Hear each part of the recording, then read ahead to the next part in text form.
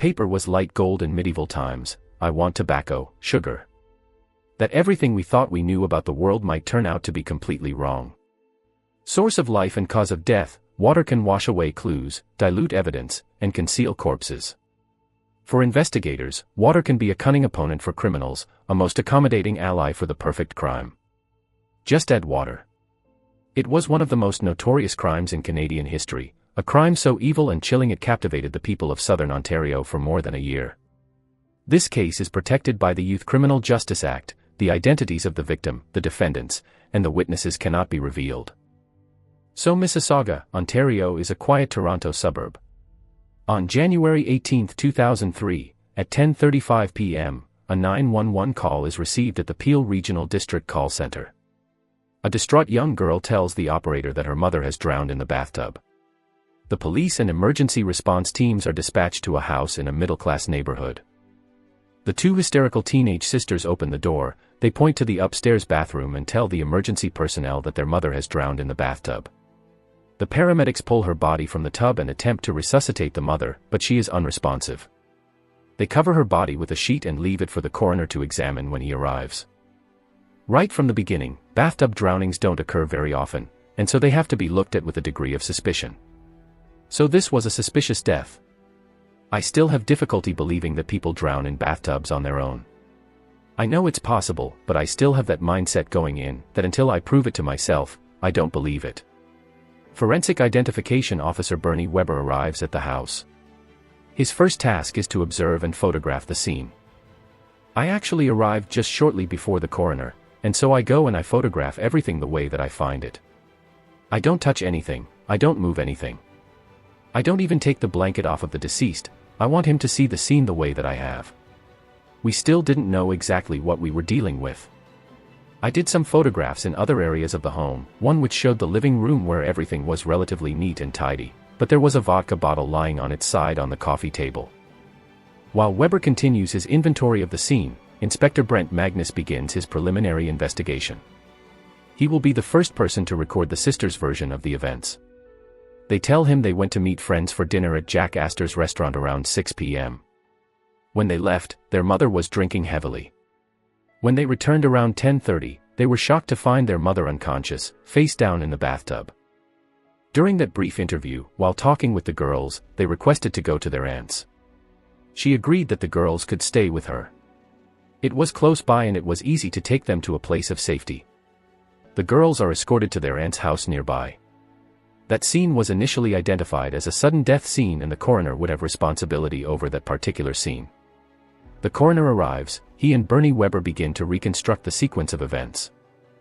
A normal size, between 5 feet 2 inches and 5 feet 5 inches, she was slightly overweight. Whenever you start to move a body, and they talk about that dead weight, it would have been very difficult actually just for a small size to try to get her out of the bathtub like the fire department did. So for things not to be completely knocked over within the bathroom wasn't a surprise, it was actually still relatively in order. So I was asked by the coroner to fingerprint her in order to identify her. I take dark fingerprint powder on a brush, I put the powder onto the skin itself, and then what I do is I put a piece of tape over top of that finger. As I pull it away, I get that impression, so I'm left with the fingerprint impression and I can use that for comparison. They are looking for clues that will tell them whether this was an accident or a homicide. In a case like this, the tiniest clue can take the investigation in a whole new direction. What has appeared to be just an accident can suddenly turn into a cold-blooded murder. She had a little bit of liquid coming out of her mouth, which is very common in all drowning cases because that's the normal process of the body getting rid of the liquid when a person drowns. There is moisture in the lungs, some of it may come from the water they drowned in, but some also comes from their own body. The blood draws it into the lungs because of the lack of oxygen. That moisture is rich in proteins because there are a lot of proteins in the blood, and some of them will cross into the lungs. Those proteins get mixed with the air, so when you press the lungs, foam comes out. You see that foam in the respiratory tract, but even before you begin the autopsy, often there is a big mushroom of foam around the nose and the mouth. Before long, Weber and the coroner begin to notice details that arouse their suspicions. We started to see things like we had 2 different glasses within the bathroom itself that had alcohol in it. I started to make other observations within the tub itself. There was 6 inches of water depth within the tub, so with the body in there, it would have obviously displaced, but the water had cooled down to air temperature. So I would expect in a normal situation, if she had been in a normal bath, that the water would have been warmer. The water temperature will help determine the time of death, it's just a matter of process. Whenever you're dealing with a drowning, a water sample should always be taken at that time, and so that's what I did there. But also in the bottom of the tub, there was a granular material, and that appeared to be either vomit or fecal matter that just mixed in with the water. This was not collected at that time because we were still in the process of trying to determine what sort of death we had, so that was left in there because if something suspicious had come out of the post-mortem examination, I knew that we would be returning to the home under a criminal code warrant, and we could grab that at that time. The mother's body shows no signs of struggle and no evidence of foul play can be found, but the investigators still consider this a suspicious death. We were hoping that something would come out of the post-mortem examination that would lead us to conclude one way or the other. The house is sealed off until after the autopsy. Police officers are posted to ensure that no one can enter the home and that all potential evidence remains intact. So far, everything seems to point to an accidental drowning, but in cases such as this, the final determination cannot be made until the autopsy has been completed. It is often the pathologist who finds evidence of foul play. Mississauga, Ontario, a woman is discovered in her bathtub by her 15 and 16-year-old daughters. Investigators are very suspicious, since bathtub drownings are extremely rare. An autopsy is ordered to determine the cause of death. Back in his office, Bernie Weber prepares his report. It will be used by the pathologist at the autopsy the following day. He compares the victim's fingerprints to those in the RCMP database to confirm her identity. I wanted to ensure that she was in fact the lady that we thought she was. I was able to pull the fingerprints, I made that comparison, and then I subsequently notified the coroner to identify this lady as well as the officer in charge. The following day, Dr. Timothy Feltz prepares for the autopsy. I've done about almost 4,000 medical legal cases over my career. Drowning, actually, is still not that common. I've probably done perhaps maybe 25 drownings, and I've done maybe 6 or 7 that have occurred in a bathtub. From a forensic pathology point of view, any death in a bathtub is highly suspicious. It's unusual for people to die in a bathtub full of water. Automatically, we treated this as a homicide right from the get-go. A homicide autopsy in this case with the death in water meant that we had to do some very specific things. We'll take blood samples that'll be used for toxicology. We'll take urine samples that'll be used for toxicology. We also take a sample of stomach contents, that's kind of a backup. In this case, we don't usually use the stomach contents all the time, and it is submitted to the Center for Forensic Science. In this case, we also took an extra sample of blood and took it up to our pathology lab and ran it for alcohol. Often, when people die in a bathtub, they may be strangled, so that means we have to do what's called a dry neck dissection, whereby we remove the chest and abdominal organs and the brain before we even go near the neck. That is so that we decrease any chance of introducing artifactual blood into the neck by removing those organs. Secondly, we would obviously make a very detailed search of that body for any evidence of trauma, including bruising, scratches, abrasions, etc. What we're seeing is blood vessels deep down that have ruptured, so blood has collected there through the skin. We see the bluish or reddish area. The medical term is ecchymosis, but in everyday language, we call it a bruise. But if the area where there is bleeding is very small or very deep, or if the skin is very dark, sometimes the injuries are invisible. So as a precaution, we open all the tissue in the back and the back of the legs to see whether there are any injuries we have missed. The other thing that's important in this case to realize is that this woman who died was considered to be an alcoholic. Often in alcoholic people, we will see evidence of bruising from various falls. What's interesting in this case is that there are no old bruises on this woman's body. Now, that doesn't mean that she isn't an alcoholic, she may be what are called a careful drunk. So I would have expected in this case that if there's a long history of alcoholism, we might have seen evidence of previous falls with some bruising that was not evident in this case at all. The results of the blood analysis have returned from the lab. We immediately during the course of the autopsy knew that this woman had a significantly elevated blood alcohol level in the range of 400 mg per 100 milliliters. That is a potentially fatal level of alcohol. Levels of only 325 mg per 100 milliliters can be fatal to an average person. Now, somebody who's a chronic alcoholic might be very much different, but it's certainly a level under which somebody might pass out in a bathtub and accidentally drown. If you've taken enough alcohol, it depresses your central nervous system, it might suppress the cough response, you have to get that water out of your lungs, and so that you can take the water in. The water just flows in a lot more easily than it would if you weren't inebriated.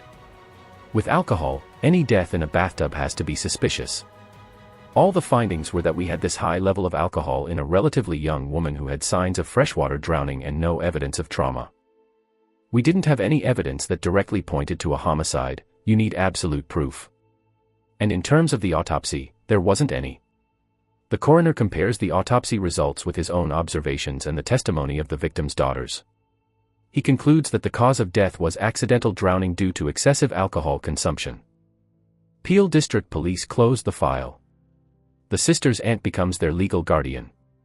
The girls inherit nearly $200,000 from their mother's life insurance policy.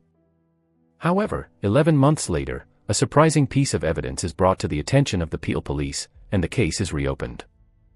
In Mississauga, Ontario, a woman is discovered drowned in her bathtub. Her teenage daughters find her body and call the police. Investigators are very suspicious because bathtub drownings are extremely rare. A full investigation, autopsy, and toxicology are carried out.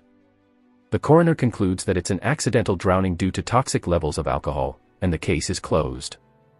11 months later, a teenage boy contacts the police with surprising information about the bathtub drowning. This individual received some information from the older of the two sisters. He became aware of certain information, that the mother had actually been murdered or forcibly drowned in the bathtub of the residence. Brent Magnus must first prove that the young man is telling the truth. I discussed it with the Crown Attorney because initially, when this information came forward through the friend, I realized that we would have to go to an authorization to intercept communications in order to corroborate what this friend was telling us. The police examine the young man's computer. They find online conversations between him and the older sister that are very disturbing. He was providing us information that only the girls would be privy to and that they had actually murdered their mother. The case is reopened and becomes a criminal investigation. The police begin to plan an undercover operation with the young man playing the lead role. Even though he has been friends with the sisters for many years, this operation could put his life at risk. He had been a long-time friend of the girls, both families growing up were fairly close. The police provide the young man with a car wired with audio and video recording equipment. He acted pretty much in a capacity as an agent for the police and, through some guidance with an agent handler, was able to meet with the girls and engage both girls in conversation relating to the murder. During the next 4 weeks, the young informant records many incriminating conversations with the sisters. He went out to meet the older of the two sisters. He obtained a statement from her with respect to the murders, and it was obvious from reviewing and transcribing that entire intercept that the older sister and possibly the younger sister were definitely involved in the murder of their mother. The first intercepted conversation is chilling. The older sister openly reveals details of the murder that they had been planning for months. I think initially you don't want to believe that a 15- and 16-year-old would murder a parent, and especially their mother. I mean, the videotape that the police set up was brilliant because these girls had no idea they were being videotaped. In fact, at one point, I think it's the older girl, she gets into the car, and the first thing she says to their friend is, "I'm not being videotaped, am I?" The sisters came from a broken home. For many years, their mother had been turning to alcohol to deal with the pain of 2 failed marriages. They were able to use the mother's weaknesses against her, which was the recent relationship breakup with her boyfriend. When this occurred, she would consume alcohol. Over the course of a few weeks, the young informant meets the sisters 4 times. The meetings produced many hours of recordings and dozens of leads that must be followed up. One startling discovery comes out in the first recording. The girls had given their mother deadly cocktails of vodka and Tylenol-3, a potent painkiller containing high levels of codeine. We realized we should do a toxicology test looking specifically for codeine. A warrant is issued to release the blood and urine samples taken from the mother a year earlier. A full analysis on the samples had relayed to us that the mother had an abnormal amount of codeine in her system at the time of her death. The investigators have the proof they need. The next step is to plan how to arrest the sisters and their accomplices. I had officers assigned to find out what schools they went to and any other background information we could dig up on them. The police are concerned that news of the arrests will spread quickly through the community. They're afraid the accomplices might have the opportunity to consolidate their alibis. Because the younger generation of people are in communication with one another more readily through cell phones, Blackberries, and the internet, it wouldn't take a very long period of time for individuals to realize that the girls were arrested. It would be difficult to prevent accomplices from communicating online and covering up important information. The investigators had to come up with a fail-safe strategy. In Mississauga, Ontario, 2 teenage girls report that their mother has drowned at home in the bathtub. At the time, it is determined that the death was due to excessive alcohol intoxication, and it's ruled accidental. The case is closed. 1 year later, the police received disturbing information suggesting the death was not an accident. With the help of an informant, the police obtain enough evidence to trap the 2 teenage killers. On January 21 at 7 a.m., the police serve warrants for the arrest of the 2 sisters for the murder of their mother. The sisters are taken into custody, still dressed in their pajamas. They are brought into the homicide area of Peel Regional Police. They were obviously separated. We did not want them talking or influencing each other during that process. I had officers obtain specific clothing for them, so they would be dressed appropriately. They both declined to wear anything but the pajamas that they were wearing when they were arrested. At the same time, I had approximately 50 to 55 officers that were out involved in the execution of the search warrant at the residence, searching the residence, and I had identified approximately 45 other individuals that I needed interviewed within a very short period of time, anybody I thought could provide us information on the girls or the murder of the mother. I had to keep in the back of my mind to have the girls' family interviewed first. The conversations intercepted by the informant show that the girls had been speaking openly with their friends about the crime that they had committed. Lisa DeLesser, young people who commit this type of crime and brag about it afterwards face a dilemma. On the one hand, they want to prove that they are capable of action, that they're not all talk, but on the other hand, the more they talk about it, the more they risk getting caught. Police Detective Magnus wanted to make sure he was able to question the immediate family members before the 2 accused could talk to them. He had to ensure that a lawyer was present when the 2 girls were being interrogated. They were given the opportunity to speak with counsel almost immediately, any other adult or family member that they would feel confident in speaking with, and they were given the opportunity to have those individuals present with them during any interview that would take place. Right from the start, both sisters denied any involvement in their mother's death, but it soon becomes apparent to the police that the older sister is extremely nervous. After several hours of questioning, she finally breaks down in tears.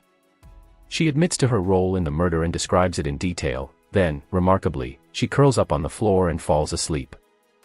That's not uncommon. I've been involved in several arrests where individuals have an adrenaline dump or some type of change physically that once they have been arrested, they for some reason fall asleep. But the younger sister continues to deny any involvement in her mother's drowning. After several hours of speaking with her, she did not provide any information to police.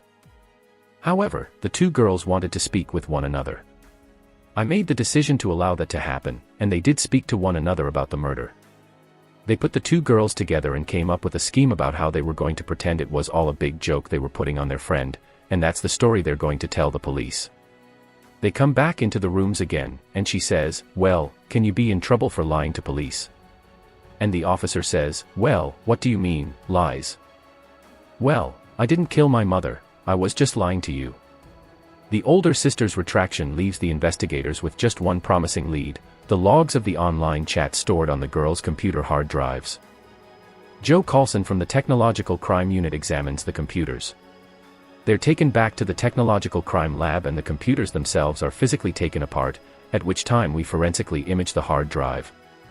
Basically, we copy the drive from start to finish, every bit is copied. We do it in such a way that we can prove that the image that we've taken is identical to the original computer, and we do all our work from the forensic copy of that drive. When you delete something from your computer, that file is still resident on that computer. A typical user will go in and say, "Okay, I should delete that now."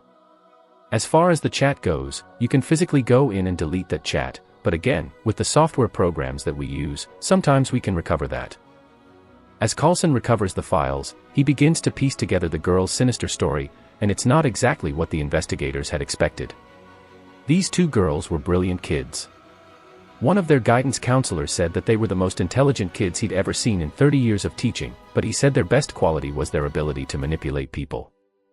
Their online chats paint a picture of an unhappy family life. Their mother had been in 2 difficult relationships with abusive men. They accused their mother of spending more money on alcohol than on their well-being. They began to fantasize about a better life without their mother. Within a very short period of time, their entire lifestyle started to change. Around the time that they came up with the plan, they started hanging out with different people than they used to. They started skipping school, started using drugs and alcohol.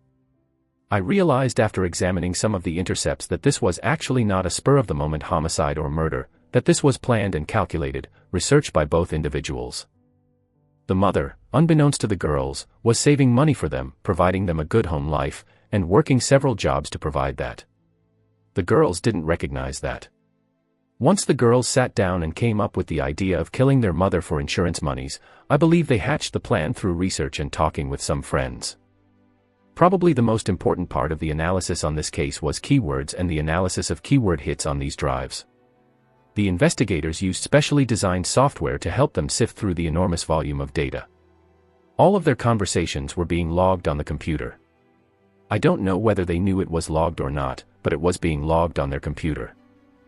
The first hit that we got was alcohol effects and Tylenol, and that was sort of that first glimpse when I found that first shred of evidence, that first smoking gun.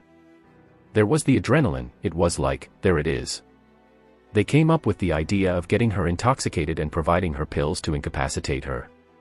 They actually did research into the amount of alcohol, the amount of Tylenol or codeine and its effects mixed with alcohol, and the amount of time necessary to drown a person or hold them underwater to facilitate a murder. The police recover information that proves the girls had been actively planning their mother's murder for months, but the two sisters had not acted alone. We were able to show that the girls were actually chatting with this particular individual and that he was willing to be an alibi for the two girls. He actually did show up the night of the murder at a local restaurant to act as an alibi. The young accomplice was also a lifeguard. He was well aware of how easy it is to drown someone. He provided the one sister with Tylenol pills sufficient enough to incapacitate the mother, along with the alcohol. For an entire year, the sisters managed to get away with the perfect crime. Now the time has come for the investigators to build the perfect prosecution. Southern Ontario was shocked by the news that a 1-year-old accidental drowning case has been escalated to murder. The accused are two teenage sisters from Mississauga. They are arrested and charged with drowning their mother. After months in a detention center, the two sisters are accompanied by their lawyers to their bail hearing. Surprisingly, they are still wearing their pajamas. I've covered hundreds and hundreds of cases in the last 10 to 15 years covering crime, and I've never seen two girls so young show up in court dressed in their pajamas, especially two girls who were allegedly arrested for killing their mother. I thought, what's going on here? Their immediate family and circle of friends believe the police have made a terrible mistake. In fact, during the bail hearing, there was laughter throughout the whole courtroom. The father didn't believe it, the aunt certainly didn't believe it, their cousins thought it was a big joke. After their hearing, their lawyers talked to the media. Their lawyers came out and said that these poor girls were wrestled out of bed and they weren't allowed to dress, and the cops did this, and it's just a terrible story. And of course, what we didn't know at the time was the girls lived in their pajamas and refused to get dressed and had spent the better part of the day before just sparring with seasoned interviewers about what happened. Masters of manipulation, the sisters begin to sway public opinion using their lawyers, family, and friends. There was a lot of media coverage, young girls killing their mother. How could that happen? Let's feel sorry, it must have been their lifestyle, the mother must have been abusive. Some 4 months after their arrest, they were given bail with specific conditions placed on them by the judge, and one of those conditions was to remain within the residence where they were residing, which was the aunt's house.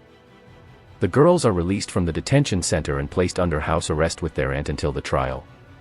It just meant that they weren't free to do anything they wanted. I mean, they could go to school if they could have gone to doctor appointments, they could go to work if they wanted, they just had to be with somebody chaperoning them. Some of the computers were given back to the family. We actually obtained a lot of the evidence from a computer that had been brought with them from their previous residence. The sisters continued their deception. The family still believes the girls are innocent, but their online chats tell a completely different story. And they spend that entire year living at the aunt's house, and this is the aunt whose sister they have killed, and everybody supports them. They think the police have made a terrible mistake. With the same computers they used to hatch their diabolical plan, the sisters continue their online chats and brag about how they've been able to fool everyone. When the investigation is complete, the sisters' cruel, clever plan is finally brought to light. While the sisters are under house arrest, The logs of their previous online chats are examined with a fine-tooth comb.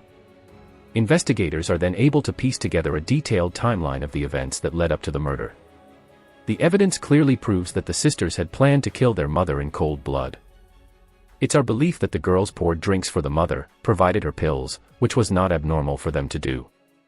The mixture of alcohol and codeine from the Tylenol 3 soon puts their mother in an almost unconscious state. While their mother is heavily sedated, the sisters fill the tub and prepare the bathroom. They help their mother up the stairs, taking great care that she doesn't fall and bruise herself.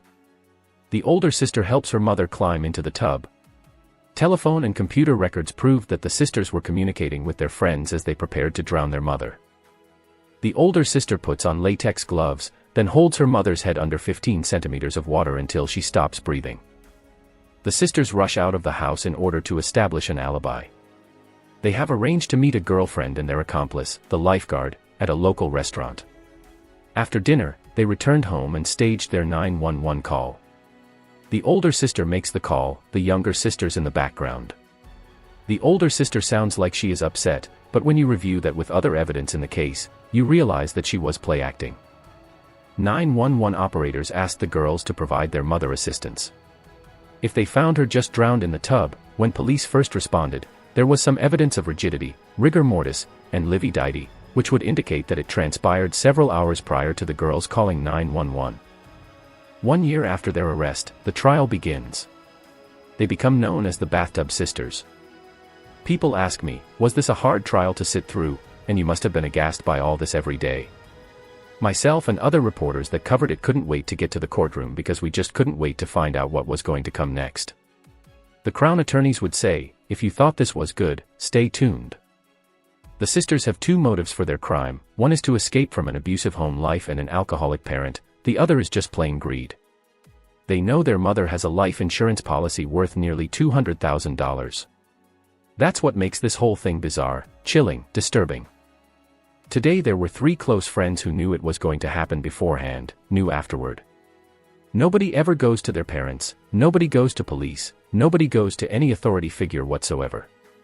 During that whole year, they got away with it. There had to be hundreds of kids in 2 different high schools that either suspected they had killed their mother or knew firsthand they had done it, but nobody ever tells anybody. Their accomplices eventually testify against the girls and help to convict them. The young male accomplice is also arrested and charged with conspiracy to commit murder. As the trial progresses, the police continue to bring forward new evidence found on the seized computers. The technical evidence added so much validity and so much weight to these other witnesses' statements because we were able to corroborate what these witnesses were saying. The digital evidence in this particular case really became the crux of the case. To my knowledge, it was probably one of the foremost technical investigations that took place in this country at that time. After a trial lasting several weeks, Justice Bruce Duncan hands down his decision. He says the 2 defendants set out to commit the perfect crime, but instead they created the perfect prosecution. The case against them is overwhelming. He declares that this is the strongest case he's ever seen in over 30 years of prosecuting and judging criminal cases. He finds the defendants guilty of first-degree murder. They were convicted as youth under the Youth Criminal Justice Act, which meant that all they could serve was a maximum of 10 years for first-degree murder. That's the most you can serve. You can only serve a maximum of 6 years in custody. The rest can be served in a halfway house, even in their own house under house arrest. Eventually, when they get released after the 10-year period is up, they can go anywhere in Canada. They don't really need to get new names because nobody will know their names. But for the average public, they'll always be known as the Bathtub Girls. I feel strongly that everybody came to the same conclusion, that these 2 girls were evil. The horrific thing about this is that these were 15 and 16-year-old kids, and they almost got away with the perfect crime. The deadly power of water was used to cover up an almost perfect crime. The mother's drowning would have gone unpunished had it not been for one person following his conscience. Once again, water would have been a ruthless accomplice, silent, perfect.